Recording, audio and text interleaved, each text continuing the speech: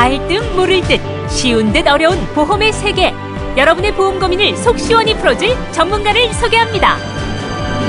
종합보험 리모델링 전문가 최연진, 보험재테크 전문가 박준영, 보험교육 전문가 이재호, 종합보험 전문가 이순영. 다른 보험지팀이 사총사와 함께 톡톡 보험 설계 시작합니다.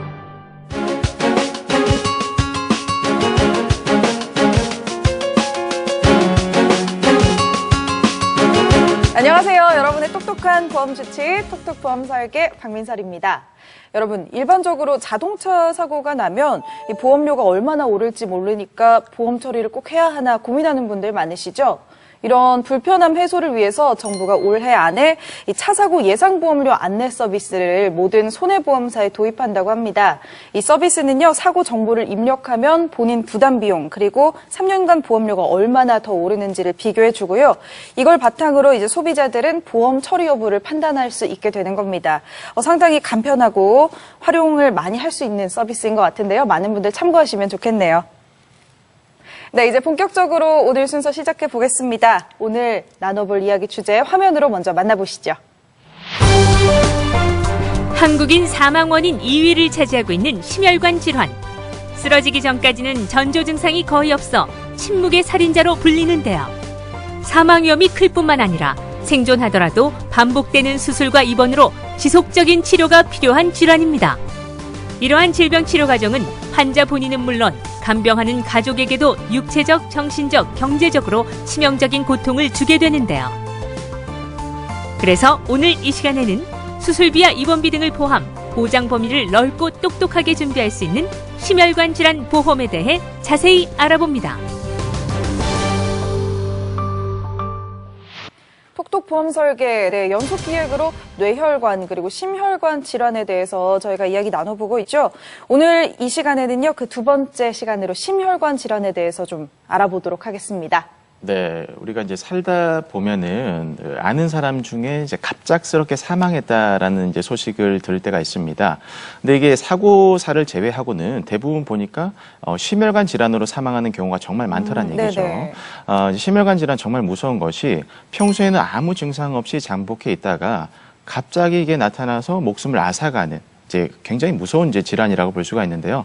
특히나 이제 전 세계의 어떤 사망 원인으로 보더라도 이 심혈관 질환이 무려 30%로 가장 높은 비율로 사망 원인 1위를 차지하고 있다라는 부분입니다. 오히려 암보다도 더 높다라는 것이고요. 그래서 이제 심혈관 질환은 무엇보다도 어떤 질병보다도 좀 많은 관심을 가지셔야 하고 암보험보다도 오히려 더 보장이 있어서 좀 든든하게 제대로 좀 준비하시는 것이 중요하다라고 볼 수 있겠습니다. 네, 이 심혈관 질환에 대한 자세한 정보들 오늘 이 시간 통해서 알아볼 텐데요. 저희가 그동안 보내주신 이 시청자분들의 증권을 좀 살펴보면서 더욱더 자세하게 이야기를 나눠보겠습니다. 우리 사연 하나 도착해 있네요. 한번 볼까요? 네, 시청자님께서 보내주신 사연입니다. 안녕하세요. 저는 톡톡보험 설계를 즐겨보는 30대 주부입니다. 저희 시아버지께서 지금 몇 년째 협심증으로 고생 중이신데요. 꾸준히 병원 치료를 받고는 계시는데 가끔씩 갑자기 안 좋아지는 경우도 많고 응급실에 가시는 경우도 종종 있습니다. 네. 평소에 겉으로 보기에는 건강이 많이 안 좋다거나 그렇지는 않은데 응급 상황이 가끔 발생하다 보니까 정말 매일매일이 살얼음판을 걷는 느낌입니다. 사실 매번 병원에 갈 때마다 병원비 부담도 만만치 않습니다. 지금 벌써 스텐트 삽입술만 5번 받으셨는데요. 그렇다 보니까 우리 남편도 건강관리를 열심히는 하고 있지만 사실 굉장히 불안합니다. 제대로 된 보험도 하나 없는데 어떻게 준비해야 하는지 톡톡보험 설계에서 알려주셨으면 좋겠습니다 라고 보내주셨네요. 시아버님도 지금 심장이 좀 안 좋으신데 남편분도 보험이 없는 상태네요. 참 심장질환이 있는 경우에는 갑자기 하루아침에 안 좋은 일이 생길 수 있기 때문에 더 걱정하게 되는 것 같아요. 네, 사실 네. 우리 몸에 중요하지 않은 부분은 없죠. 없죠. 손끝 한마디도 네. 굉장히 중요한데 저는 심장은 각별히 좀 중요한 장기 중에 하나라고 생각이 듭니다. 시청자님들 골든타임이라는 이야기 많이 들어보셨을 텐데 사실은 의학적으로는 골든타임보다는 골든아워라는 용어를 쓰는 게 정확한데요. 네. 중증 외상 환자의 경우 골든아워가 1시간입니다. 그러니까 1시간 내에 병원에 도착하지 못할 경우에는 생존율이 급격하게 떨어지기 시작한다는 이야기인데 뇌졸중 환자의 경우에는 3시간이고요. 근데 심장마비 환자의 경우에는 어느 정도 될까요? 뇌졸중이 3시간이면 글쎄요, 2시간? 심장마비 환자의 경우에는 4분입니다. 4분이요? 네, 4분 네. 내에 병원에 도착하거나 심장을 소생시키지 못할 경우에는 생존율이 급격하게 떨어지거나 설사 환자가 네. 소생을 하게 된다고 하더라도 중추신경계에 영원한 장애를 남기게 되는 경우들이 많기 때문에 그래서 사실 심장병이 굉장히 무서운 질병인데요. 사실 심장병이 여러 가지 종류가 있을 수 있습니다만 그중에 심장에 혈액이 제대로 공급이 되지 않아서 발생하는 심장병을 피가 모자라다라는 뜻으로 빌허자를 써서 허혈성 심질환이라고 합니다. 네. 이 전체 허혈성 심질환은 크게 이제 임상적으로 급성심근경색 그리고 협심증 그리고 나머지 만성 허혈성 심질환 크게 3가지로 구분을 할 수가 있는데 전체 허혈성 심질환 중에서 급성 심근경색이 차지하는 비율은 대략 10%가 조금 안 되고요. 그리고 협심증이 차지하는 비율이 대략 60에서 70% 정도, 그리고 나머지 한 20-30% 정도가 만성 허혈성 심질환인데 사실 우리가 보험을 준비할 때는 이 전체 허혈성 심질환을 다 보장받으실 수 있도록 그렇게 잘 준비하는 게 중요하다는 생각이 듭니다. 네. 그렇다면 정말 이 협심증에 대해서 특히 보험에 든든하게 대비를 해 두시는 게 필요할 것 같아요. 많은 분들이 보험 일단 가입은 다들 되어 있는 분들 많잖아요. 이게 진단비에 포함이 되어 있는 건가요? 일단 협심증이라는 진단명은 없어요. 네. 그러면 네. 진단비 항목에 협심증은 없어요? 네, 협심증이라는 진단비 항목은 없고요. 네. 이 협심증에 대해서도 보장을 받기 위해서는 허혈성 심장질환 진단비라는 그 이름이 붙여져 있는 특약이 가입이 되어 있으셔야지 협심증도 네네네. 보장을 받을 수가 있는 거예요. 지금 저희 방송 시청하시는 시청자님들도 증권권에서 한번 확인을 이거 해보셨으면 한번 좋겠어요. 꼭 살펴보셔야 될 것 같아요. 거의 대부분이 급성심근경색 진단비라는 내용으로 가입이 되어 있으실 텐데 보통 이 급성심근경색 같은 경우에는 전체 심장질환 중에서 거의 아주 작은 부분, 한 10% 정도밖에 차지하지 않는다고 합니다. 그래요. 그럼 나머지 분들은 이 급성 심근경색만 보장해주는 형태의 보험 가지고 계시는데 이렇게 되면은 사실 10명 중에 1명꼴로 보장을 받을까 말까한 그런 상황인 것 같네요. 협심증이 70%를 차지한다고 하니까 이 부분 확인을 좀 잘 하셔야 될 것 같습니다.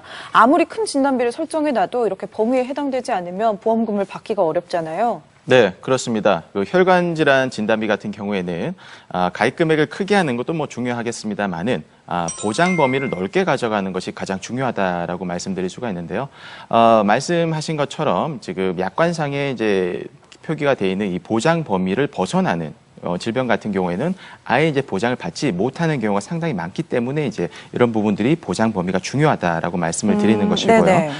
사내를 보내주신 이제 청자님의 경우, 그다음에 아내분 같은 경우에도 가족력이 있으신 경우이기 때문에 무엇보다도 이제 진단비의 보장 범위가 좀 넓어야 된다라는 부분을 좀 잘 챙기셨으면 좋겠고요. 근데 이 남편분이 지금 현재 보험이 없다고 하셨죠? 예, 정말 네. 저는 사실은 이 부분이 좀 잘 됐다라고 오히려 생각하는 오히려, 것이, 네.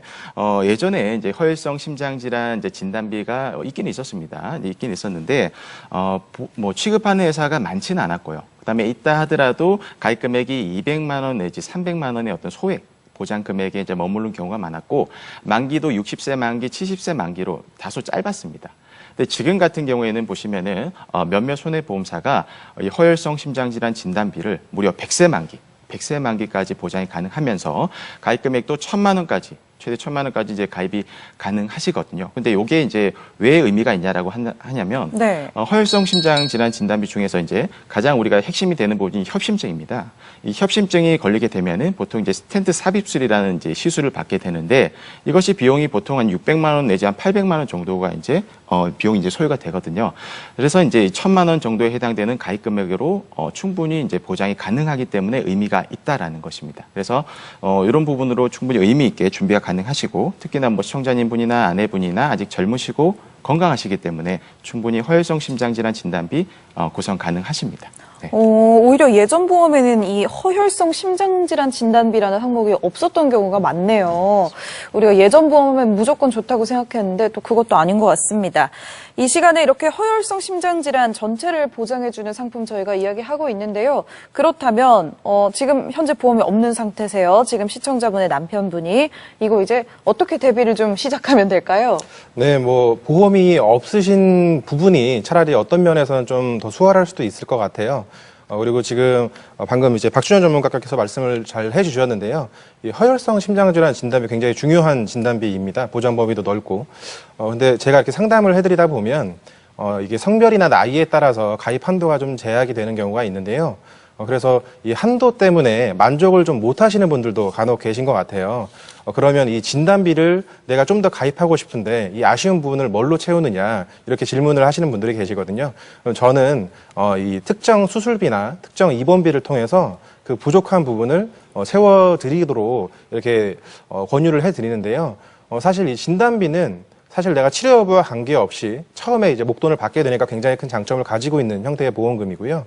수술비나 입원비는 내가 그 상황이 됐을 때 반복해서 받을 수 있다는 또 큰 장점이 있는 특약입니다. 그래서 이 두 가지를 상호 보완할 수 있게 같이 구성을 하시는 게 가장 좀 현명한 방법이 될 것 같습니다. 진단비가 좀 부담스럽다면 수술비나 입원비를 든든하게.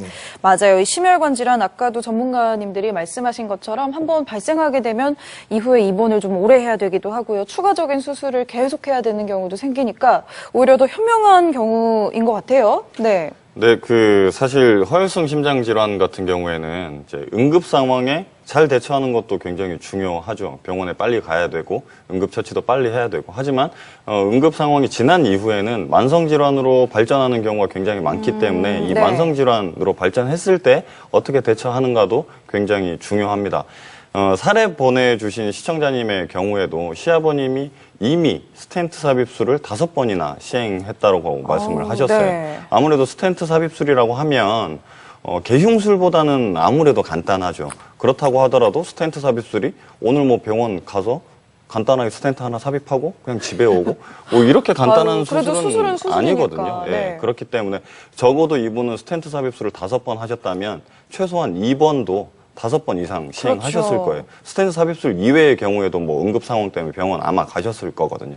그래서 시청자님 같은 경우에는 만약에 진단비가 아무리 잘 설정이 돼 있다고 하더라도 이 스텐트 삽입술 한 번 하는데 드는 비용도 만만치 않기 때문에 반복적으로 발생하는 치료비를 대응하기가 아마 쉽지 않았을 거예요. 이거 스텐트 삽입술 비용도 좀 비싸잖아요. 네, 그러니까 네. 사실 치료하는 방법이 굉장히 다양하기 때문에 치료하는 방법에 따라서 좀 비용 차이는 좀 있을 수는 있는데 재료대만 해서 한 600만 원 넘는 그런 네. 시술도 분명히 있거든요. 그래서 이 비용을 충당하기 위해서는 진단비를 물론 잘 설정해 놓는 건 아주 효율적이고 좋은 방법이긴 합니다만 반복적인 치료를 대응하기 위해서는 수술비나 입원비를 진단비만큼 좀 신경 써서 잘 준비해 두시는 게 시청자님께는 굉장히 도움이 많이 될 거라는 생각이 듭니다. 네, 맞아요. 진단비는 이제 한 번 받으면 사라지는 거잖아요. 그렇죠. 네. 그러니까 수술비나 입원비는 몇 번을 시행하더라도 반복적으로 반복 보장이 가능하기 때문에 일회성인 것보다는 더 효율적일 수가 있죠.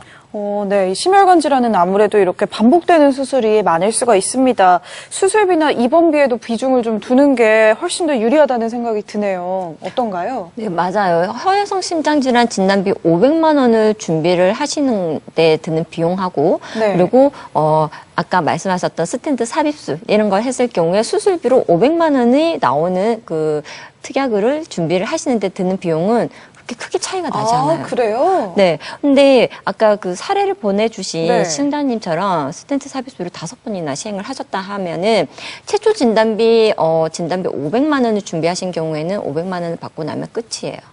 근데 그 이후에 수술비를 준비를 하신 경우에는 수술을 할 때마다 500만 원씩이 반복적으로 보상이 돼서 2,500만 원을 그러네요. 받게 되는 네. 거예요. 그렇기 때문에 이 수술비도 상당히 가입을 하실 때 준비를 꼭 하셔야 되는 특약이라고 수술비나 입원비. 그렇죠. 예, 자, 말씀을 드리고 싶고요. 그리고 마지막으로 이제 심장 질환에 대비하기 위해서 아주 좋은 방법은 저는 실손보험이라고 생각이 들어요. 실손보험이요? 네, 종류도 많고 질병에 따라서 예후도 아주 다른 그 각양각색으로 다 나오는 이 심장 질환에 대해서는요, 보장 범위가 무엇보다 중요하다고 말씀을 드릴 수가 있는데 보험 중에서 가장 범위가 넓은 거는 아무래도 실손보험이 맞는 것 같아요. 맞아요. 네, 맞습니다. 진단비도 중요하지만 진단비 그리고 진단비에만 치중하기보다는 수술비와 입원비도 좀 챙기시고 여기에다가 실손보험까지 좀 가지고 있다면 이 심혈관 질환 대비에 훨씬 더 도움이 된다. 이렇게 정리를 해볼 수가 있겠네요. 네, 그렇습니다. 뭐 정리를 네, 해보면은 이 다양한 담보들을 통해서 좀 중복 보장을 받겠다라는 생각을 가지시는 게 참 중요한데요. 진단비 같은 경우에는 이제 범위를 넓게 가져가고 뭐 수술비, 입원비 구성하고 실손 의료비까지 구성을 하는 것도 중요하겠습니다만 가장 중요한 것은 진단비, 수술비, 입원비, 그다음 실손 의료비를 고루 이렇게 적절하게 이제 보장을 이제 가져가는 것이 상당히 중요하다라는 말씀을 드리는데요. 예를 들어서 이런 겁니다. 뭐 진단비만 다 준비를 하겠다라고 하는 부분은 정말 이게 좀 위험한 이제 생각일 수 있는 것이 진단비는 말 그대로 질병 진단을 받게 되면은 한 번만 일회성으로 이제 진단비가 이제 지급이 되게 돼 있습니다. 근데 예를 들어서 심장 질환 같은 경우에는 보통은 이게 만성 질환으로 발전하는 경우가 상당히 많습니다. 즉, 한 번의 치료로는 절대 호전되지 않고 주기적으로 시간을 가지고 계속 이제 치료를 받는 경우가 많기 때문에 일회성으로 이제 보장을 받을 수 있는 진단비만으로는 좀 부족하다라고 볼 수가 있는 것이고요. 그다음에 수술비 담보만으로만 준비하겠다라는 부분도 좀 많이 위험한 것이 수술비 같은 경우에는 보장 금액이 크지가 않습니다. 1,000만 원대를 넘어가지 않는 수백만 원에 해당되는 이제 보장이 이제 보통이기 때문에 우리가 병원을 가보시면 아시겠지만 병원비 상당히 많이 들어갑니다. 그래서 그 많이 들어가는 병원비를 수술비만으로는 보장이 어렵다라는 부분을 좀 기억하셨으면 좋겠고요. 마지막으로 뭐 이런 시청자님들 많으십니다. 실손보험만 있으면 되는 거 아닙니까? 라고 하시는 분들 많으신데 일단 실손보험은 일단 본인이 자기 어떤 뭐 준비해 놓은 질병을 대비해서 준비해 놓은 자금으로 병원비를 치르고 나서 이것을 이제 보험사에 이제 청구를 해서 내가 낸 병원비를 돌려받는 개념입니다.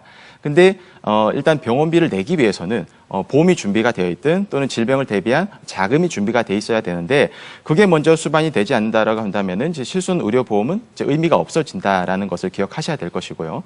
그리고 실손 의료비 100%다 치료비 보장되는 거 아닙니다. 자기 부담금이라는 게 있죠. 급여 항목, 비급여 항목 이렇게 나눠서 자기 부담금이라는 게 있는데 특히나 이제 비급여 항목 지금 부분이 굉장히 급격하게 지금 늘어나고 있는 추세입니다. 그래서 자기 부담금도 굉장히 높아지고 있는 추세인데 네. 이런 부분만 보더라도 진단비, 수술비, 입원비, 실손의료보험은 고루 이렇게 잘 좀 보장을 가져가시는 것이 정말 중요하겠다라는 말씀을 드리고 싶습니다. 네, 맞아요. 참 균형 있는 설계 중요하긴 한데 물론 그 보험료를 많이 내면 여기저기 다 고루고루 네. 분배를 할 수 있는 거잖아요. 네, 맞습니다. 근데 저희는 또 톡톡 보험 설계니까 그렇습니다. 최소한의 비용으로 최대한의 균형을 좀 네. 맞춰봐야 될 것 같은데 이 방법도 좀 알려주셔야죠, 이제. 네. 네. 사실 그 모든 부분을 다 잘 준비하려면 당연히 뭐 돈이 많이 들 텐데라고 생각을 하실 수 있을 것 같아요. 그런데 사실 이 혈관 질환에 대한 보험은 생각보다는 비싸지 않습니다. 뭐 대표적인 보험인 이제 암보험하고 제가 좀 비교를 해 드릴 텐데요. 뭐 혈관 질환에 대한 진단비나 수술비 이런 것들과 이 암보험의 보험료를 비교해서 이제 차이를 좀 느끼게 해 드릴 텐데 뭐 사실 성별이나 나이에 따라서 보험료는 좀 천차만별로 나오기 때문에 제가 그냥 비율로 예를 좀 들어 드릴게요. 뭐 20년나 100세 만기 이 보험이라는 가정 하에서 허혈성 심장질환 진단비 500만 원, 그리고 그 질환에 해당하는 수술비 500만 원, 그 다음에 특정 입원비 3만 원, 이렇게 구성을 했을 때와 암 진단비 1,000만 원, 이렇게 비교를 해보면 사실 암 진단비 1,000만 원보다 이 허혈성 심장질환 진단비와 수술비 입원비를 결합한 이 형태의 보험이 더 저렴하게 나오거든요. 그래서 사실 우리가 선택적으로 뭐 심장질환에 대한 보장만 받겠다, 이게 선택은 쉽지 않습니다만 특약에 대한 보험료만 비교해놓고 본다면 암보험보다는 혈관질환에 대한 보험료가 더 저렴하다라고 말씀을 드릴 수 있습니다. 그리고 사실 그 혈관질환에 대한 보험을 준비할 때는 가급적이면 최대한 넓은 범위의 보험을 준비하시는 게 좋을 것 같습니다. 네, 좋습니다. 최대한 다양한 보장 범위가 넓은 설계로 좀 잘 준비를 하시는 게 중요할 것 같네요. 오늘 이렇게 심혈관 질환 대비하는 방법, 대비할 수 있는 보험들 잘 이야기를 나눠봤는데요. 여기서 전문가들의 한 줄 정리를 좀 들어볼까 합니다. 먼저 박준영 전문가님. 네, 심혈관 질환은 가리천정해서는 안 된다라고 한번 정해봤습니다. 가리천정이요. 네, 가리천정이라는 이제 사자성어가 있는데요. 이제 목이 말라서야 비로소 우물을 판다라는 뜻입니다. 사실 이제 목이 말랐을 때 우물을 파게 되면 이미 늦은 거죠. 그래서 이제 목이 마르기 전에 우물을 파야 된다라는 이제 지혜를 이제 전하는 사자성어인데 심장 질환 어떻습니까? 침묵의 질병이라고 말씀을 드렸습니다. 이미 아프게 됐을 때는 늦은 것이죠. 그렇기 때문에 심장 질환 아프기 전에 건강 관리 철저하게 하시고 관련된 보장 좀 든든하게 좀 준비하시라고 제가 이렇게 한 줄 평 정해봤습니다. 네, 목마르기 전에 미리 잘 드셔야 됩니다. 맞습니다. 이번에는 이재호 전문가님. 네, 보험은 많은데 받을 게 없더라. 주변에서 한 번쯤 들어보셨을 거예요. 사실 내가 이제 가지고 있는 보험들을 되짚어 보면 내 지인이 추천해준 이거 좋은 보험이야. 아니면 내가 이제 뭐 광고 방송을 보다가 저 보험 좋은 것 같다. 이렇게 해서 가입한 보험들이 대다수일 텐데요. 그 좋은 보험들이 실제로 어떤 내용을 보장해주고 있는지 모르고 계신 분들이 아마 더 많으실 거예요. 그래서 오늘을 계기로 이 방송을 보고 계신 시청자분들께서는 증권 꼭 꺼내서 확인을 해 주시고요. 확인하시는 과정에서 이 내용을 잘 모르겠다, 아니면 어떤 의구심이 든다라고 생각이 드신다면 부담 없이 편하게 톡톡보험 설계로 전화를 주시면 저희가 도움을 드리도록 하겠습니다. 네, 좋습니다. 이승엽 전문가의 한 줄 정리도 들어봐야죠. 뭐로 가도 서울만 가면 된다. 사실 우리가 아프면 제일 중요한 건 치료비라는 생각이 드는데요. 심장병, 그러니까 특히나 허혈성 심장질환의 경우에는 질병의 종류도 굉장히 다양하고 예후도 굉장히 다양하니까 진단비를 보장 범위를 가장 넓게 설정해 두는 것이 가장 중요하긴 합니다. 하지만 만약에 내가 나이를, 그러니까 연령 때문에 혹은 내가 기존에 앓고 있던 만성질환 때문에 이 진단비를 구성하는 게 쉽지가 않다라고 한다면 수술비나 입원비 항목에 좀 주목하시는 게 중요할 것 같아요. 진단비보다 오히려 더 효율적으로도 설계가 가능하다라는 말씀 드리고 싶습니다. 네, 좋습니다. 마지막으로 최현진 전문가의 한 줄 정리요. 삼익지유가 되자.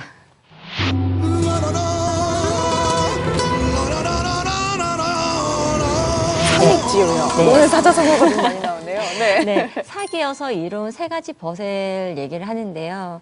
정직한 사람, 성실한 사람, 그리고 견문이 넓은 사람을 말을 합니다. 여러분은 이 중에서 어떤 종류의 친구가 필요하신가요? 네, 여러분 곁에서 삼익지유로 남아서 삶에 영향을 주는 그런 보험 전문가가 되도록 하겠습니다. 네, 훈훈하네요. 저는 삼익지유 하시길래 하나는 수술비고요, 하나는 입원비고, 하나는 실손보험입니다. 이런 얘기 하실 줄 알았거든요. 네, 훈훈하네요. 더 자세한 내용 궁금하신 분들은요, 언제든지 저희 톡톡 보험 설계 문 열려 있는 거 아시죠? 언제든지 저희에게 연락 주시면 더 자세한 안내 도와드리겠습니다. 이어지는 순서도 함께 보시죠. 톡톡 보험 보고서 시간입니다. 오늘의 보고서 화면으로 만나보시죠. 냉정한 판단과 날카로운 분석, 알기 쉬운 해설로 여러분의 골치 아픈 보험을 낱낱이 파헤쳐드립니다. 톡톡 보험 보고서. 앳된 모습의 새댁 다소고 씨, 걱정스러운 모습으로 어디론가 전화를 합니다. 어머니, 식사는 하셨어요? 아버지는요? 아버지는 괜찮으세요? 아이고, 이게 갑자기 무슨 일이고? 지금 주무시고 있다. 근데 이렇게 건강한 사람이 하루아침에 중풍이라니 믿을 수 없다. 아가야, 내가 전화하려고 했는데 이 중풍이란 병이 하루아침에 낫는 병도 아니고 이 긴 병에는 효자도 없다. 그래서 이럴 때 보험이 하나 있으면 좋지 않겠나? 내가 막 이래저래 막 들어온 게 있는데 집에 가서 한번 확인해봐라, 아가야. 이럴 때 힘이 되는 것이 바로 보험. 열심히 보험 증권을 찾아보는데요. 네, 뭔가 단서가 될 만한 보험을 찾았습니다. 드디어 다소고 씨 얼굴에 피어나는 웃음꽃. 어머니! 찾았어. 여기 딱 발견했습니다. 뇌출혈 진단비 보장. 그나마 다행이에요, 어머니. 내 그럴 줄 알았다. 뭔가 있는 줄 알았다. 야, 그래도 보험 보장이라더니까 얼마나 천만다행 아이가. 그치, 아가야? 네, 보험사죠? 네, 저희 시아버지가 중풍으로 쓰러지셨는데 여기 보험을 보니까 뇌출혈 진단비 보장이 된다 하던데. 예? 보장을 못 받는다고, 예? 아, why? 뇌출혈 진단비로도 중풍 보장을 받지 못하는 이유 알려주세요. 아니, 도대체 이 보험은 뭐가 이렇게 복잡한 겁니까? 아니, 중풍으로 쓰러졌는데 뇌출혈 진단비를 보장받지 못하는 이유, 이 또 뭔가요? 자, 침착하시고요. 제가 차근차근 설명을 해드리겠습니다. 뇌혈관성 질환에는 보통 뇌출혈, 뇌졸중, 뇌혈관 질환으로 그 분류를 합니다. 그런데 일반 소비자 입장에서는 이것에 대한 차이점을 알기가 쉽지가 않죠. 아이고, 어머니야. 아니, 그러니까 왜 중풍은 보장받을 수 없는 겁니까? 다소고 씨의 경우에는 뇌혈관이 막히는 뇌경색이라서 뇌출혈 진단비만으로는 보장이 되지 않습니다. 자, 그러면 어떻게 해야만 보장을 받을 수 있는 겁니까? 뇌경색과 뇌출혈을 포함한 뇌졸중 진단비를 갖고 있다면 중풍일 때에 보장을 받을 수가 있지만 뇌출혈 진단비만으로는 보장을 받을 수가 없다는 말이 됩니다. 자, 뇌졸중 진단비인지 뇌출혈 진단비인지 이 반드시 확인을 하셔야 될 것 같습니다. 자, 그렇다면 이런 뇌혈관 질환들을 모두 보장받을 수 있는 방법은 없습니까? 뇌혈관 질환 모두를 보장받을 수 있는 보험을 드시면 됩니다. 범위로 따져봤을 때 뇌출혈의 경우에는 9%에 해당이 되고요. 뇌졸중은 66%, 뇌혈관 질환의 경우에는 100%에 해당하는 부분을 보장을 받을 수가 있습니다. 자, 그렇군요. 모두 가입하면 된다 이런 말씀이시네요. 자, 그러니까 근데 뇌에 관련된 어떠한 질병도 보장받을 수 있는 보험이 따로 있다는 또 그런 말씀도 되겠네요. 그렇죠. 뇌혈관 질환 보장은 뇌에 관련된 어떠한 질환에 대해서도 모두 보장을 받을 수 있으니까 꼭 뇌혈관 질환 진단비를 준비를 하셔야겠죠. 이는 전문가와 상의를 해서 뇌혈관 질환 진단비를 가입할 수 있는 보험회사 및 상품을 꼼꼼하게 따져보아야 합니다. 자, 그런데 이 오래된 보험 상품 중에는 이 중대한 질병 혹은 중대한 수술일 때 지급받을 수 있는 진단비라는 항목이 있던데 이 보험이 있다면 뇌졸중 및 뇌출혈에 대한 보장을 받을 수 있는 거죠? 말씀하신 대로 가입하신 지 오래된 보험 중에 중대한 질병 혹은 중대한 수술일 때에 지급받을 수 있는 진단비를 갖고 계시는 분들이 아주 많으신데요. 그러한 보험을 바로 CI 보험이라고 합니다. 이 보험을 갖고 계신 분들은 일반 뇌출혈이나 뇌졸중 혹은 급성심근경색에 있어서도 해당이 되지가 않습니다. 네? 아니, 그건 또 왜 그런 건가요? 중대한 뇌졸중의 경우에는 재해장의 25% 이상의 영구적인 신경학적 결손이 나타나야 한다는 까다로운 조건이 들어가 있기 때문입니다. 즉, 진단비를 받는 것이 하늘의 별 따기를 할 수 있겠습니다. 아, 이거 정말 까다롭네요. 그렇죠. 특히 CI 보험을 갖고 계신 분들이 또 주의해야 할 것은 조건에 만족하더라도 한 번 지급받고 나면 다른 CI 진단 시에 더 이상 지급받을 수 없다라는 아주 큰 단점이 있습니다. 이 부분은 추후 CI 보험에 대해 다룰 때 자세히 말씀드리도록 하겠습니다. 네, 알겠습니다. 자, 오늘은 뇌혈관성 질환 보장에 대해서 자세히 알아봤습니다. 뇌출혈 보장인지 뇌졸중 보장인지 약관을 꼼꼼하게 따져보셔야겠습니다. 네, 자, 다음 주에도 알찬 보험 정보를 들고 찾아뵙도록 하겠습니다. 톡톡 보험 보고서! 이번에는 시청자분들의 보험 꼼꼼하게 분석해드리는 시간이죠. 시청자 전화 연결 시간입니다. 오늘도 첫 번째 전화 지금 연결되어 있는데요. 바로 받아보도록 하겠습니다. 네, 여보세요? 여보세요? 네, 안녕하세요. 시청자님. 톡톡 보험 설계입니다. 오늘 어떤 일로 전화 주셨나요? 네, 안녕하세요. 저는 지금 임신 중인데요. 아, 네. 태아보험을 가입하려고 하는데 어떻게 준비를 해야 하는지 잘 몰라서 문의드립니다. 지금 가입할 필요는 없고 나중에 애 태어나면 가입하라고 추천해 주시는 분도 있고요. 네. 또 애기 보험은 무조건 싸게 가입했다가 나중에 어른 보험을 든든하게 준비해 주면 된다는 사람도 있고요. 주변 사람들 말을 들으니까 다들 말하는 내용들이 달라서 헷갈려서 전화를 하게 되었습니다. 아, 네. 시청자님 먼저 임신 축하드립니다. 전화 정말 잘 주셨고요. 오늘 전문가님들이 우리 아기 위해서, 시청자님 위해서 좋은 보험 추천해 드리도록 할게요. 네, 고맙습니다. 시청자님 임신 축하드리고요. 먼저 시청자님 올해 나이가 어떻게 되시나요? 그리고 현재 임신 몇 주인지 말씀해 주실 수 있으세요? 예, 36살이고요. 이번 주로 20주입니다.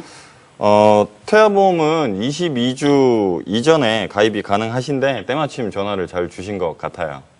아, 임신 중에 가입하는 게 태아보험 아닌가요? 태아보험도 가입이 가능한 시기가 있는 줄 몰랐어요. 네, 일단 그 출산 전까지는 태아보험이 가입이 가능하긴 한데요. 사실 우리가 태아보험을 준비하는 가장 큰 이유 중에 하나가 아이가 출산하고 나서 선천적인 어떤 질환을 갖고 있을까, 그게 불안해서 준비를 하는 거거든요. 그런데 이제 23주가 지나게 되면 사실 이런 선천 이상 관련된 특약을 가입할 수가 없기 때문에 태아보험 준비하시는 분들은 예정일 꼭 확인하셔서 보험 가입 시기를 확인을 하셔야 됩니다. 아, 조금만 더 늦게 전화했으면 태아보험 가입 시기를 놓칠 뻔했네요. 오늘 전화 연결이 돼서 참 다행인 것 같아요. 네, 시청자님. 저희 전문가가 말씀해드린 것처럼 이 선천성 질환에 대해서는 시청자님도 조금 더 설명이 필요하실 것 같아요. 조금 더 보충 설명을 저희가 좀 드리도록 할게요. 네, 먼저 보험에서 가입이 되는 이 선천성에 관련된 특약 이름으로 제가 이제 말씀을 드릴게요. 선천 이상 입원 일당, 선천 이상 수술, 그리고 저체중아 육아 비용, 저체중아 비용, 장애 출생, 심한 장애 출생, 뭐 이런 이름으로 이제 보험 가입이 가능하긴 한데요. 약관에서 규정하는 질병 사인 분류표에서 있어서 뭐 선천적인 기형이나 변형, 영쇄체 이상에 대해서 어떤 식으로 분류를 하냐면 뭐 신경계통이나 순환계통, 생식기계통, 호흡기계통, 그리고 뭐 구순열이나 구개열, 비뇨계통, 근골격계 뭐 이런 쪽인데. 이렇게 말씀드리기가 너무 어렵죠? 아우, 네. 정말 전문 용어 나오니까 제가 이 중에는 구순열 하나 들어봤네요. 네. 참 엄청 큰 장애를 가지고 태어나야지 보상이 가능하다 이렇게 들리기도 하거든요. 좀 겁먹는 분들도 많으실 것 같아요. 꼭 그러실 필요는 네. 없고요. 제가 쉽게 말씀을 드릴게요. 요즘 결혼 나이가 이제 늦어지면서 산모의 출산 나이도 점점 늦어지고 많아지고 있는 추세예요. 그리고 조기 출산도 많아졌거든요. 출생 시에 2.5kg 이하로 태어나는 신생아를 저체중아라고 말을 하는데요. 출생에서 인큐베이터를 사용하게 되면은 최고 60일을 한도로 해서 가입 금액의 금액을 받을 수가 있어요. 저희 큰 조카도 이제 세상 구경이 일찍 하고 싶었는지 5주나 예정일보다 5주나 네. 먼저 태어났는데 태어났을 때 2.3kg로 태어났었어요. 아이고, 네. 근데 다행히도 자가 호흡을 해서 인큐베이터 안에는 안 들어가도 된다고 했는데 지금은 너무 건강하고 초등학교 6학년인데 키가 저보다 더 크거든요. 아이고, 네. 네. 그래서 하여튼 어쨌든 요즘은 조기 출산이 원체 많다 보니까 예정일 특히 초산일 경우에는 예정일보다 빨리 또 태어나는 경우들이 또 많아요. 그래서 아무래도 이제 산모분들이 이제 아이를 가지신 이제 어머니들이 태아보험을 조금 더 혹시라도 우리 아이가 인큐베이터를 사용하게 되지 않을까라는 걱정에 태아보험으로 준비를 좀 많이 하시는 것 같긴 해요. 이 조기 출산 시에는 그러면은 다 인큐베이터에 들어가야 되는 건가요? 아니면 뭐 아닌 경우도 있나요? 뭐 다 이용하는 것은 아닙니다. 네네. 그런데 이제 신생아들 중에서요 보시면은 좌우 심실 사이에 이제 구멍이 있거나 또는 좌우 심방 사이에 이제 구멍이 있는 심실 중격 결손이라든지 심방 중격 결손이라는 이제 증상이 있는 경우가 있습니다. 이 경우 같은 경우에 사실은 이제 수술을 진행하지 않아도 되는 경우가요. 왜 그러냐면 시간이 지나게 되면요 자연스럽게 이 구멍이 막히는 이제 현상으로 인해서 이제 정상으로 돌아올 수가 있거든요. 그래서 이런 부분에 있어서는 이제 어느 정도 아이 상태를 보고 추후에 이제 수술을 결정하셔도 무방하기 때문에 아마 크게 걱정은 안 하셔도 될 것 같습니다. 그럼 굳이 태아보험을 가입하지 않아도 되는 거 아닌가요? 요즘은 산전검사도 하고 임신 중 기형아 검사도 하기 때문에 기형아 출산율이 낮지 않나요? 네, 사실 보험이라는 건 내가 언제 어떤 형태로 아플지 모르기 때문에 좀 미리 준비하는 건데요. 태아보험도 마찬가지라고 보시면 될 것 같아요. 사실 아기가 태어나게 되면 뭐 신생아 황달이나 뭐 모유 황달이나 이런 경우 때문에 이렇게 입원을 하는 경우도 종종 있는데요. 그런 경우에도 마찬가지로 신생아 입원 일당에서 보상을 받으실 수가 있고요. 그리고 예전에 또 사례를 들어드리면 강남 엄마들 사이에서 좀 유행을 했었는데요. 혀유착증이라고 해서 혀의 그 아랫면과 입의 바닥을 연결하는 그 설소대라는 게 있습니다.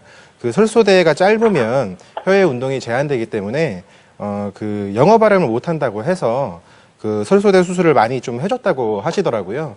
그런데 그 설소대 수술도 마찬가지로 3,000 이상 수술비에서 보상을 받으실 수가 있습니다. 아, 설소대 수술도 3,000 이상에 해당되는군요. 네, 요거 맞습니다. 근데 은근히 주변에 하신 분들 많아요. 오히려 신생아 때 해야 안 아프다고 하더라고요. 많이 네. 네, 본격적으로 우리 시청자님이 또 태아보험 준비하실 때 체크해야 하는 부분 더 있으면 조금 더 알려주시죠. 일단 저는 네. 만기는 최대한 길게 갖고 가시는 게 좋다라고 말씀을 드리고 싶어요. 그럼 요즘에. 애기보험, 뭐 어른보험 따로 없이 일단 만기는 최대한으로. 일단 최대한. 그러니까 뭐 요즘에는 100세 만기뿐만 아니라 110세 만기 보험도 나오고 있는데 최대한 길게 갖고 가시는 게 시청자님한테는 유리하실 거라는 생각이 들어요.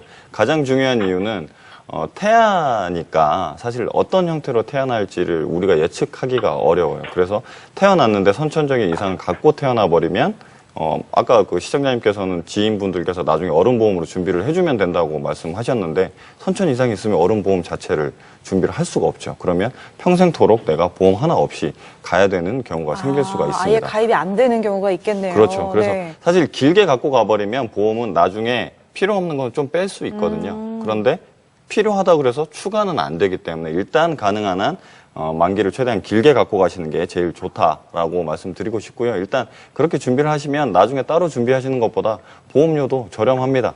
보험은 오늘이 제일 싸거든요. 오늘이 내가 가장 젊으니까. 그래서 나중에 네. 준비하셔서 20년 또 그때부터 20년 또 내시려고 그러면 보험료도 뭐 비싸니까 지금 미리미리 최대한 만기 길게 준비하시는 게 저는 가장 중요한 포인트라고 생각이 듭니다. 네. 네, 그리고 저희들이 항상 말씀을 드리는 그 중대한 그 세 가지 진단비 있죠? 암, 뇌혈관 질환, 심장 질환. 진단비 요 세 가지인데요. 특히 어린이 보험에서는 어른 보험과는 달리 이 2대 질병이라고 하죠. 혈관 질환이라고 해서 심장 질환이나 뇌혈관 질환에 관련된 진단비가 좀 차이가 많은데요. 그러니까 뇌혈관이 막히는 뇌경색이랑 그 터지는 뇌출혈을 보장을 해주는 뇌졸중 진단비보다 범위가 더 넓은 뇌혈관 질환 진단비랑 그리고 협심증도 보장을 해주는 허혈성 심장질환 진단비가 어른보험보다는 어린이보험에서는 최대 3천만 원까지 가입이 가능해요. 그렇기 때문에 이 특약은 꼭 놓치지 마시고 가입 한도만큼 최대한 준비를 하시기를 추천을 드리고 싶습니다. 네, 안 그래도 저희 시댁이 심장 쪽이 안 좋은 것 같아요. 시아버님께서 제가 시집 오기 몇 년 전에 협심증으로 수술을 하셨다고 하더라고요. 네. 시청자님 아무래도 뭐 좀 가족력이 있으면 좀 더 걱정이 되실 겁니다, 시청자님. 그래서 이제 진단비뿐만 아니라 이제 수술비도 좀 같이 구성하시기를 좀 추천드리고 싶은데요. 수술비 같은 경우에는 이제 질병 수술비와 이제 상해 수술비를 좀 기본으로 이제 구성을 하시고 추가로 이제 특정 질병에 대해서 이제 수술비가 매회 수술 시마다 가입 금액을 지급하는 이런 수술비 특약도 좀 같이 이제 구성하시기를 추천드립니다. 왜냐하면 이제 보험료가 뭐 적게는 몇백 원에서 많게는 몇천 원 정도로 가성비가 굉장히 좋은 이제 특약이기 때문에 이 부분도 좀 추천을 드리고 싶습니다. 네, 맞아요. 이 시청자님의 경우에는 또 이 심혈관 질환 쪽 가족력 걱정하고 계시니까 심장질환 수술비는 조금 더 든든하게 준비를 하시면 어떨까 이런 생각이 드네요. 사실 혹시나 그러면은 심장질환으로 수술을 할 경우에 수술비가 많이 지급되는 특약은 어떤 것들이 있나요? 네, 그 보통 보험은 실손과 정액 보상으로 나눌 수가 있는데요. 실손 보상은 말 그대로 내 실제 손해를 보상해주는 보험입니다. 대표적인 예가 바로 실손 의료비 보험인 거죠. 그리고 이제 그 실손 보험은 비례 보상이기 때문에 내가 한 군데 이상 가입을 할 필요는 없어요. 그러니까 두 군데 가입하면 두 군데에서 각각 주는 게 아니라 반반씩 나눠서 주게 되니까 사실상 내 손해를 보게 되는 건데요. 그럼 뭐 요즘에는 걱정하실 필요가 없는 게 더 이상은 이제 중복 가입이 불가능하게 막혀 있기 때문에 보험을 가입할 때 실손 보상이나 그런 형태의 보험들에 대해서 내가 중복 가입하는 게 아닌가 이런 걱정을 하실 필요는 없을 것 같습니다. 그리고 정액 보상 같은 경우는 말 그대로 정해진 액수를 보상해주는 보험입니다. 그렇기 때문에 내가 다른 보험이 아니라 한 보험 안에 있다고 하더라도, 한 보험 증권 안에 있다고 하더라도 이렇게 나눠져 있는 특약에서 내가 각각 다 해당이 된다면 그런 부분에 있어서도 각각 다 보상을 받을 수가 있습니다. 제가 좀 예를 들어서 설명을 좀 해드려 네, 볼게요. 좋습니다. 사실 그 심장 수술을 할 경우에 보상받을 수 있는 특약이 보험 회사별로 그리고 상품별로 이름이 다 굉장히 복잡해서 어떤 진단비, 어떤 수술비 항목이 있으면 얼마를 받을 수 있습니다. 이렇게 말씀드리기는 좀 어려운데 일단 손해보험사 같은 경우에는 수술비 특약을 구성을 할 때 계단식으로 구성이 돼요. 그러니까 가장 넓은 범위의 특약, 그리고 그거보다 좀 더 좁은 범위의 특약, 그리고 그거보다 좀 더 좁은 범위의 특약 이런 형태로 구성이 되는데 가장 넓은 범위의 특약이 손해보험사는 거의 대부분 그냥 질병수술비 특약 이렇게 되어 있습니다. 이 질병수술비 특약이 가입되어 있으시면 아마 보험금을 30에서 40만 원 정도 받으실 수 있을 거고요. 그거보다 좀 더 좁은 몇 가지 특정 질병들을 보장해준다. 근데 이 특정 질병은 굉장히 좀 많은 걸 보장해주겠다라고 하는 게 대부분 뭐 21대 수술비, 뭐 37대 수술비, 30대 수술비 이런 식으로 구성이 되어 있는데 이런 수술비는 보통 300만 원 정도, 많으면 400만 원 정도 지급받으실 수 있게 구성이 되고요. 그 다음에 가장 좁은 수술비가 뭐 2대 질환 수술비, 7대 질환 수술비 이런 식으로 구성이 되어 있는데 이런 수술비는 거의 대부분 한 200만 원 정도 수술 그 급여금을 받으실 수 있도록 설정이 되어 있는데 이게 전부 다 중복해서 보장이 가능해요. 거기다가 여기에다가 마지막으로 심장질환 수술비인데 최초 1회 한 번만 주는 특약도 있어요. 이런 특약 같은 경우는 거의 대부분 한 800만 원 정도를 구성할 수 있게 되어 있는데 이 특약들을 전체를 다 구성을 해놓게 되면 심장질환으로 수술했을 때 최초에는 대략 1,430만 원 정도를 수령하실 수 있게 되고요. 그 이후에 몇 번을 시행하시더라도 시행할 때마다 대략 630만 원 정도를 반복해서 지급을 받으실 수 있게 됩니다. 네. 듣기만 해도 안심이 되는 것 같아요. 보험은 나이가 어릴수록 싼 거잖아요. 제가 아이를 위해서 지금 보험을 가입해두면 나중에 우리 아이가 커서 보험료 안 내고 혜택만 보면 되는 거 맞죠? 저도 어릴 때 엄마가 가입해주신 보험이 하나 있는데 엄마가 돈을 다 내고 나서 저한테 넘겨주셔서 참 고맙더라고요. 네, 맞아요. 시청자님, 참, 이 부모님이 완납해 주신 보험 가치가 참 높은 것 같다는 생각이 드네요.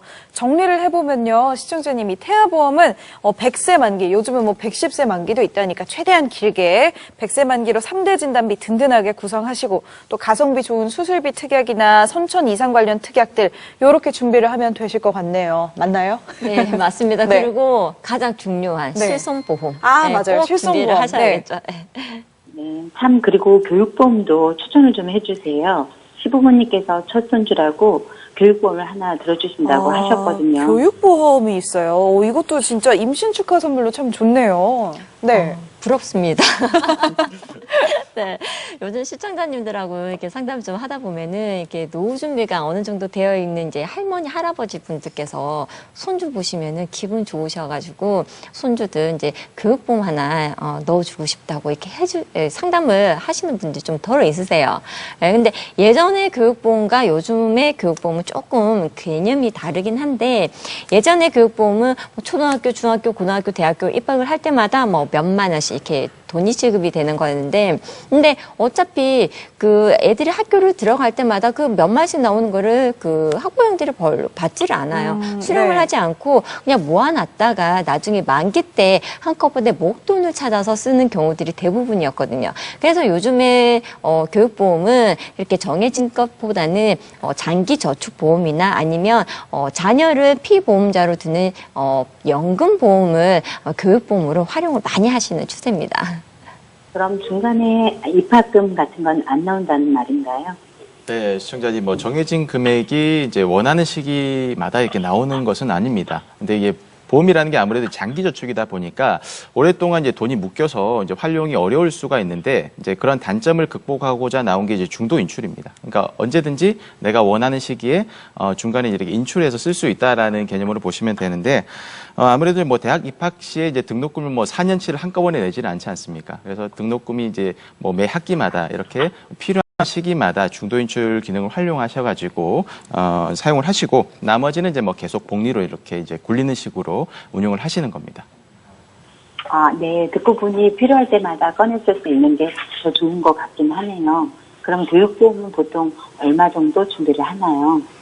네, 금액은 사실 그 시청자님의 시부모님과 의논을 하셔서 결정을 하시는 게 좋습니다. 그렇겠네요. 네. 네. 그 보장성 보험처럼 이렇게 피보험자의 신상 정보를 넣으면 보험료가 산출되는 형태가 아니라요. 그러니까 적금과 유사한 형태라고 생각을 하시면 될 것 같아요. 내가 매달 얼마씩 적립을 해놓겠다를 결정하고 나서 이제 선택을 하면 되는 거니까요. 그 금액에 대해서는 시부모님과 좀 의논을 하시면 좋을 것 같고요.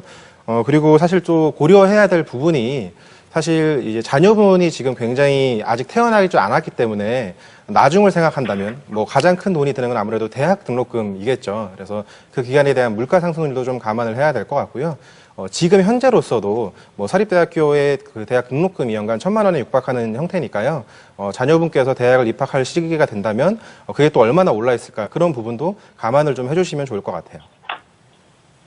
네, 맞네요. 시부모님과 의논을 해보고 다시 문의를 해도 될까요? 네, 시청자님, 오늘은 이제 방송 시간 관계로 뭐 이만 좀 정리를 하셔야 될 것 같고요. 이제 방송 끝난 후에 다시 연락드려서 태아보험 관련돼서는 제가 자세히 상의 드리도록 하겠습니다. 네, 22주 되기 전에 태아보험 가입할 수 있도록 도와주세요. 연락 기다리겠습니다. 네, 시청자님, 오늘 전화 감사합니다. 네. 네, 첫 번째 시청자분 전화로 만나봤습니다. 일단 태아보험에 대해서 문의하셨고 또 교육보험까지 좀 저희가 노하우 알려드렸네요.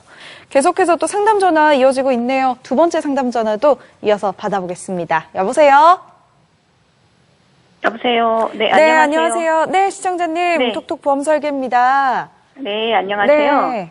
네. 오늘 저는 어떤 궁금증이 있어서 전화 주셨나요? 저는 올해 53세 주부인데요. 네네. 2년 전까지만 해도 건강하게 별일 없이 잘 지냈어요. 근데 나이가 들수록 잔병 치료로 병원을 자주 가게 되다 보니까 아는 지인을 통해서 보험을 가입했는데 궁금한 게 있어서 지인한테 물어보면 뭘 그렇게 의심하냐고. 네. 네, 그냥 무조건 좋은 보험이다 이렇게만 대답을 해주시니까 내가 가입한 보험 제대로 준비한 게 맞는지 답답해요. 그래서 객관적인 관점에서 분석을 받고 싶어서 이렇게 톡톡 설계보험에 사연을 보냈거든요. 네, 톡톡 보험 설계보험, 보험 설계. 네, 사연 잘 보내주셨어요, 시청자님. 맞아요. 사실 시청자님처럼 가까운 지인 설계사를 통해서 가입을 하면 오히려 궁금한 게 있어도 뭐 서운해할까봐 물어보지도 못하고 그런 경우가 좀 오히려 더 많이 생기는 것 같기도 해요. 네, 그좀 참 시청자님과 같은 이제 사연을 많이 듣게 돼서 정말 좀 안타까운 마음이 드는데요. 어쨌든 이제 시청자님이 가입하신 보험 분석을 좀 꼼꼼하게 제가 도와드려서 좀 의구심을 좀 해소해드리고 싶고요. 그러면은 이제 가입하신 보험을 좀 불러주실 수 있겠습니까? 아, 네. 제가 가입한 보험은 이제 2건이에요. 2017년 1월에 가입한 메리츠 화재 알파 플러스 보험이고요. 20년 납에 100세 만기로 되어 있어요. 그래서 월 보험료는 52,080원이고요. 네. 또 하나는 2018년 이거는 3월에 가입했거든요. 메리츠 화재 똑같아요. 그래서 걱정 없는 암보험인데 15년 납으로 해서 15년 만기 월 보험료가 한 49,500원 이렇게 되거든요. 네, 시청자님, 가입하신 보험 잘 들었습니다. 먼저 2017년에 이제 가입하신 이제 화재사의 종합보험을 이제 제가 살펴봤는데, 지금 쭉 살펴보니까 이제 실비를 좀 가입하실 목적으로 이게 가입하신 게 아닌가 싶은데 맞으신가요? 네, 맞아요. 그 보험은 실비보험이라고, 다른 건 몰라도 실비보험은 있어야 된다고 친구가 강력하게 권유를 해서 가입을 했거든요. 그래서 이 보험은 어떤가요? 혹시 뭐 잘 가입이 된 거 맞나요? 네. 네, 일단은 뭐 잘 가입된 것을 이제 말씀드리기 전에 이런 부분들을 좀 상당히 이제 많이 헷갈려 하십니다. 시청자님들께서. 근데 이 보험은 이제 실손 의료 보험이 아니고 이제 손해보험사의 이제 종합보험에 이제 실손 의료 특약이 이제 구성되어 있는 형태라고 이제 보시면 이해가 쉬울 것 같습니다. 그리고 이제 실손 의료비 외에도 이제 다양한 특약들로 이제 구성이 되어 있는 것이 이제 종합보험의 형태인데 이러한 종합보험에서 좀 체크하실 부분은 뭐냐면 첫 번째가 이제 정말 필요한 이제 필수 특약들로 이제 구성이 잘 되어 있는지 이런 것들을 좀 확인해 보셔야 되고 혹시나 이제 갱신 특약이 너무 많지는 않은지 좀 확인해 보실 필요가 있고 마지막으로 보험의 만기가 100세 만기로 좀 길게 설정이 되어 있는지 여부 이런 것들을 좀 체크해 보시면 정말 좋을 것 같습니다. 네, 그렇죠. 맞아요. 이 박준영 전문가님이 지금 말씀해 주신 부분은 사실 시청자님뿐만 아니라 모든 분들, 이 내가 가입한 보험 잘 선택하는 방법과도 일맥상통하는 것 같아요. 시청자님의 보험은 어떤 편인가요? 네, 일단 그 갱신형 특약 구성은 가급적이면 좀 지양해야 한다고 말씀을 드리는데요. 네. 다행히 2017년에 가입하신 시청자님의 보험은 이 실손 특약을 제외한 나머지는 다 비갱신형으로 구성이 되어 있습니다. 일단은 그럼 갱신형이 없다고 하니까 이건 좀 다행이네요. 다른 부분도 좀 함께 볼까요? 네, 이제부터 또 살펴볼 부분이 네. 그 필수 특약들이 잘 구성이 되어 있는지 여부하고요. 또 만기가 100세 만기로 잘 되어 있는지를 좀 살펴볼 텐데요. 먼저 필수 담보라고 한다면 저희가 이제 지속적으로 말씀을 드리는 3대 진단비, 암, 뇌혈관 질환, 그다음에 이제 그 심장 질환 뭐 이런 부분들에 대해서 진단비 그리고 그 수술비 이렇게 특약이 되어 있는지 여부하고요. 또 그 2017년에 시청자님께서 가입하신 보험이 암, 뇌졸중, 급성심근경색 특약으로 구성이 되어 있는데요. 사실 좀 아쉬운 점이 이 3대 진단비가 좀 1,000만 원으로 각각 1,000만 원으로 구성이 되어 있어서 진단비 사이즈가 좀 적은 점이 많이 아쉽습니다. 그리고 이 나머지 실손 특약과 상해 고도 후유장애, 그다음에 입원비 특약을 제외한 나머지 특약들이 만기가 모두 80세로 되어 있습니다. 그래서 만기를 가급적 좀 길게, 그러니까 이제 100세 만기로 좀 준비를 해야 된다고 말씀드리는 부분에서는 아쉬움이 좀 크다고 볼 수 있겠습니다. 그리고 저희 이제 수술비 관련된 부분도 네네. 질병 수술비나 상해 수술비 같은 이렇게 수술비 급여금을 받을 확률이 높은 이런 담보들이 다 빠져 있어요. 아, 그래요? 사실 진단비도 진단비지만 네. 수술비 관련된 보장도 좀 다소 빈약하게 준비가 되어 있다 이렇게 말씀드릴 수 있을 것 같습니다. 저도 톡톡보험 설계 한 번씩 시청을 하고 있어요. 그래서 전문가님들이 말씀해 주신 부분하고 많이 다른 부분이 있어서 혹시나 하고 들어보게 됐는데 그래도 지인이라고 믿고 가입을 했는데 듣고 보니 참 답답하네요. 시청자님 네. 그 속상하시겠지만 저희 이제 2018년도 보험 마저 이렇게 진단을 좀 해드리고 그 뒤에 이제 시청자님께서 만족하실 만한 솔루션 드릴 테니까 너무 걱정 안 하셔도 될 것 같아요. 네네, 시청자님. 일단은 2018년 3월에 최근에 가입하신 보험도 마저 살펴볼게요. 요거는 구성이 좀 잘 돼 있으면 좋겠는데 어떤가요? 네, 그 사실은 그 시청자님 좀 안타까운 말씀이지만 네네. 이 보험도 좀 문제가 크다고 볼 수 있을 것 같아요. 그래요? 가장 큰 문제 하나를 좀 짚고 넘어가자면 모든 진단비들이 지금 15년 갱신으로 구성되어 있다. 이 점을 먼저 짚고 싶습니다. 이거는 15년만 내면 보험료 더 이상 안 내도 되는 거 아닌가요? 저는 그렇게 설명을 들었거든요.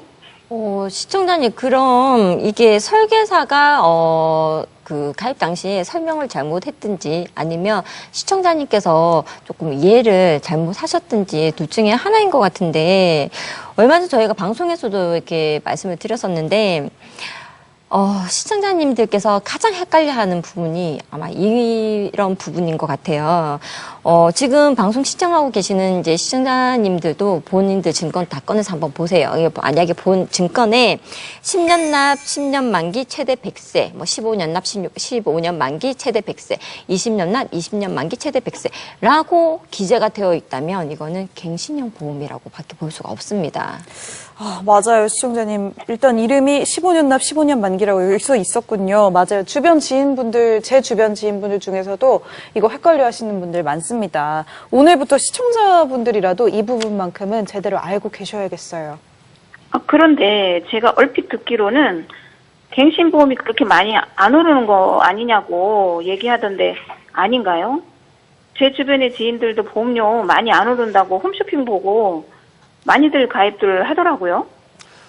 네, 시청자님, 그건 제가 이제 설명을 드리도록 하겠습니다. 일단은 이제 갱신보험을 이제 가입을 하게 되면은 이제 설계사분들이 이제 갱신보험료 예시표라는 이 자료를 가지고 이제 앞으로 오를 이제 보험료에 대해서 얘기를 하는 경우가 많은데 한마디로 이제 이 부분을 좀 신뢰할 수 없다라고 생각하시는 게 맞을 것 같습니다. 왜냐하면요, 이 갱신보험이라는 것은 이제 보험료를 이제 갱신이라는 게 뭐 오를 수도 있고 내릴 수도 있습니다만 올리는 요인들이 굉장히 많습니다. 굉장히 많지만 이 갱신보험료 예시표라는 것은 연령 증가분, 즉 나이가 들어감에 따라 오르는 이제 위험률만 이제 반영하는 이제 부분이기 때문에 실제로 예시표상의 어떤 이제 보험료 상승분보다도 훨씬 더 이제 보험료가 많이 오를 확률이 높다라고 보시는 게 맞습니다.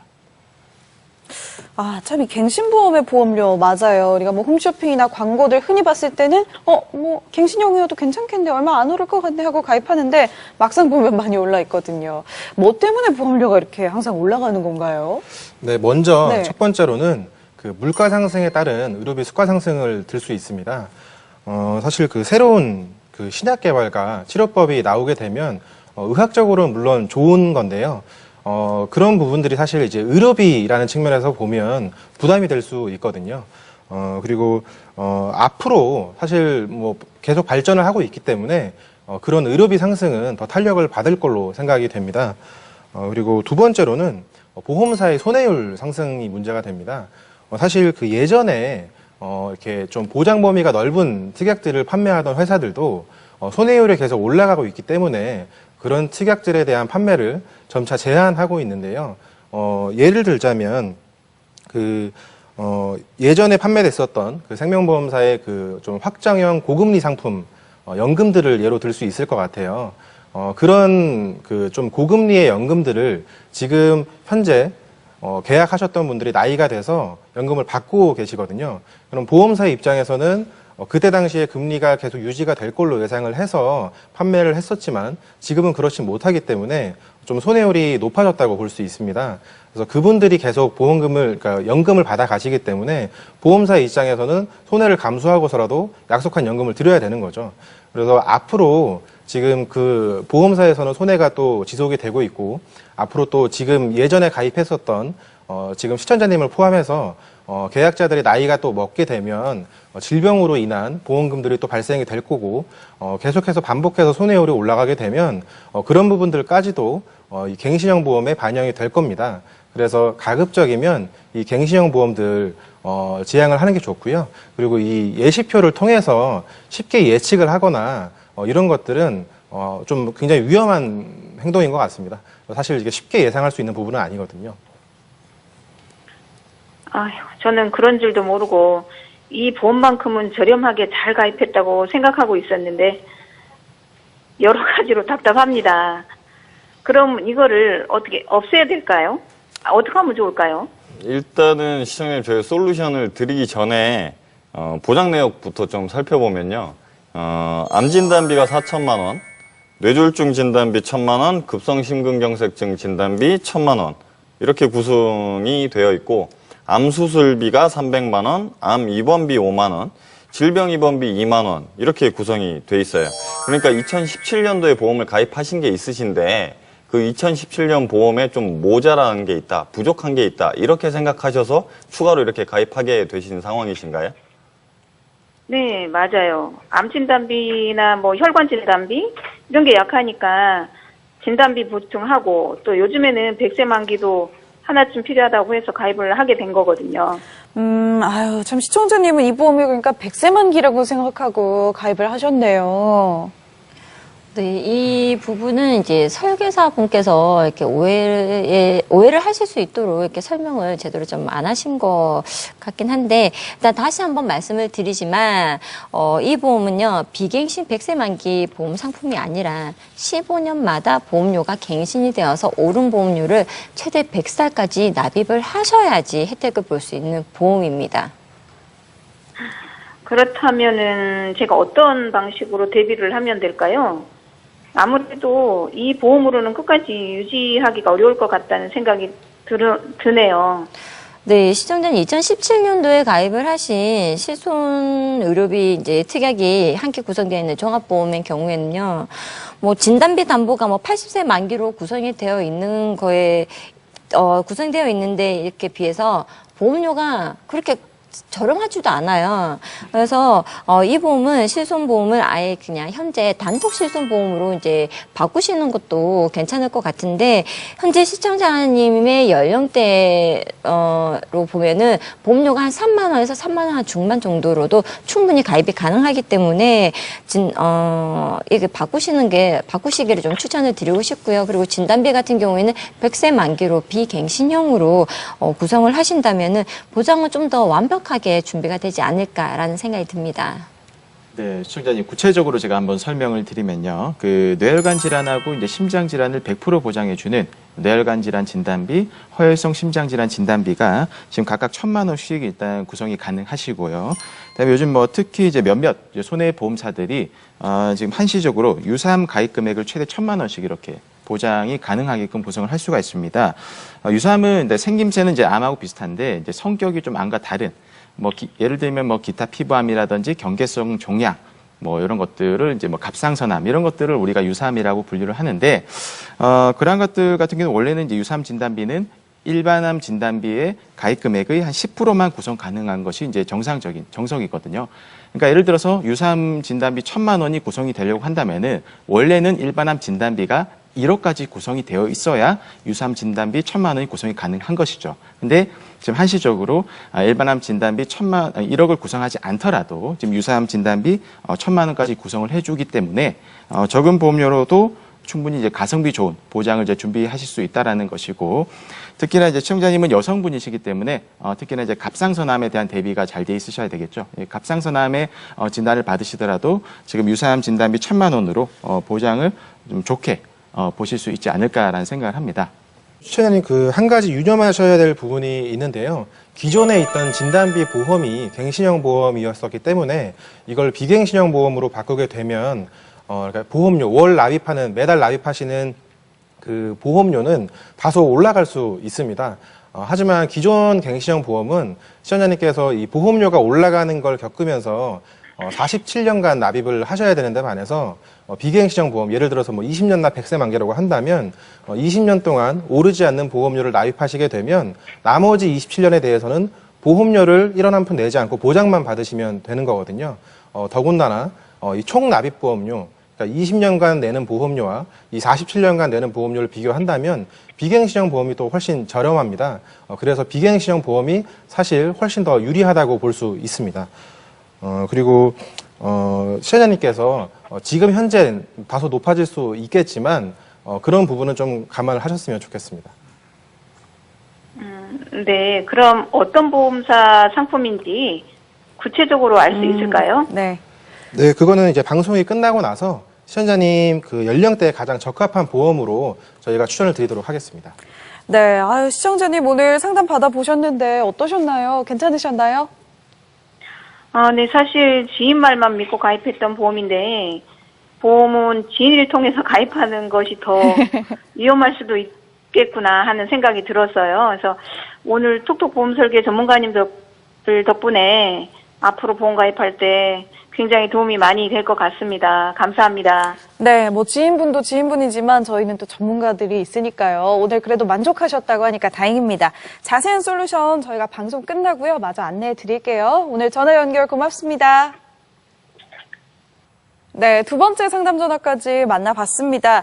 전문가분들의 의견 참고하세요. 지인 말고 전문가분들. 네, 여러분의 보험도요 정말 꼼꼼하게 챙겨보시기 바랍니다. 전문가의 조언 필요한 분들 저희 톡톡 보험 설계 문 늘 열려 있습니다. 저희 방송이 끝난 후에도 24시간 전문가와의 상담 가능하니까 많은 이용 부탁드리고요. 또 100원의 정보 이용료 부과되는 문자 상담까지 함께 가능합니다.